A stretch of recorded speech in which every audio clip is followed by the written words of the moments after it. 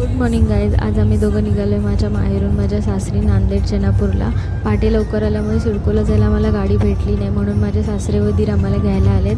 अशा प्रकारे आता आम्ही चेनापूरला पोचलो आहे आणि इथं भरपूर सारे वानरे बघायला भेटले आम्हाला. तर एकदम वरती जाऊन बसले. गावाला आलं कीच हा आनंद अनुभवायला मिळतो, नाही तर रोज लोकलच्या गर्दीमध्ये श्वास कोंडतो. मोकळी हवा, ताजी फळं, हिरव्या भाज्या, हे फक्त सगळं सुख गावालाच. किती पैसे खर्च केलं तर मुंबईला हे सुख मिळणे नाही. असो, लवकरच आपण लग्न मंडपात पोचू. त्याआधी कुलदैवताचं दर्शन घेत. गावचं हे प्राचीन शिवमंदिर आहे. खोदकाम करताना या मंदिराचे 4 खांब मिळाले असून इथली हिस्ट्री जर कोणाला माहीत असेल तर कमेंटमध्ये डिटेलमध्ये नक्की सांगा. या मावशी खूप दुःखी दिसत होता. का बसल्या होत्या माहीत नाही. ऊन खूप असल्यामुळे लग्नाला जायला उशीर झाला होता, परंतु मिळेल तेवढे ब्लॉग मी तुम्हाला दाखवण्याचा प्रयत्न करेन. लवकरच लग्न मंडपात आपण पोचणार आहे. मंडपात पोचलो, जायला थोडा उशीर झाला होता आणि नवरा नवरीची एंट्री चालू झाली होती.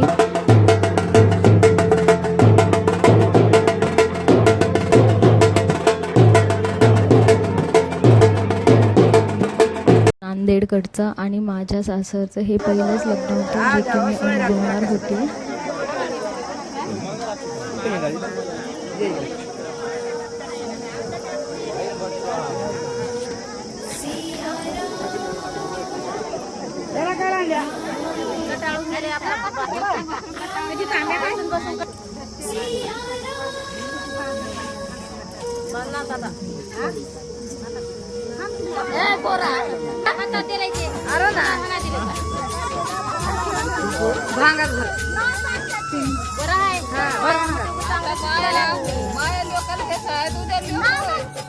मुलीचे वडील म्हणजे माझे काका सासरे हे मुलं लहान असतानाच ब्रेन ट्यूमरने ऑफ झाले. 4 मुलांचं शिक्षण, घर, संसार हे माझ्या सासूबाईंनी एकटीने केलं. नवरा व मुलांना वडील नसल्याचे दुःख हे फक्त त्या कुटुंबालाच माहिती. म्हणून वेणीपणीचा कार्यक्रम चालू असताना सर्वच जण खूप भाविक झाले. विनावडिलांचं छत्र नसतानाही त्यांनी एकटीने आज जिद्दीने इतकं स्ट्रगल करून हे लग्न, मुलांचं शिक्षण केलं. खरंच त्यांचं करेल तेवढं कौतुक कमीच.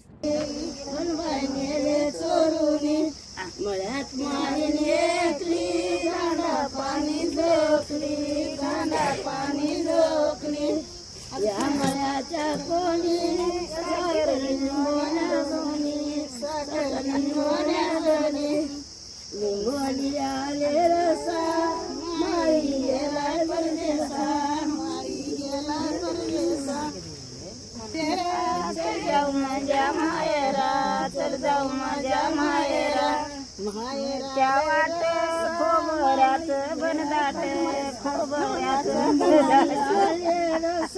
माई गेलाय परदेश.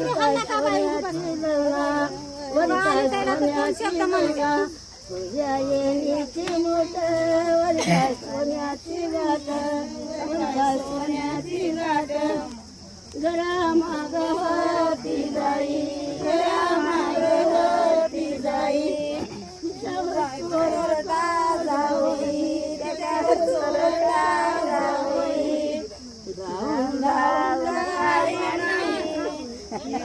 धावून धावून आता धावून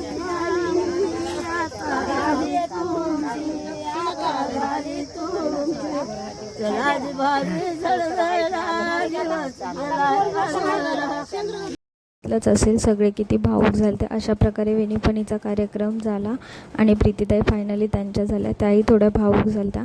मुली किती लाडात वाढल्या तरी एक ना एक दिवस त्यांना माहेर सोडून सासरी जावंच लागतं.